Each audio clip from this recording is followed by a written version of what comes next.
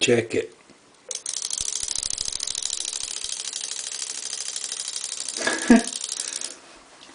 I know that's hokey, but you'd swear it would catch a fish. I mean, come on. I've thrown it several times. No good. But look at it. Come on now. One more time.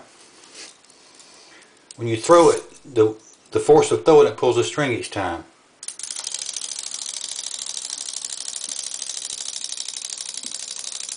And then when it stops, if you give it a good pull, it'll pull out some more. Kind of like a pop-R. And you pull it and then the legs go. I don't know. Huh?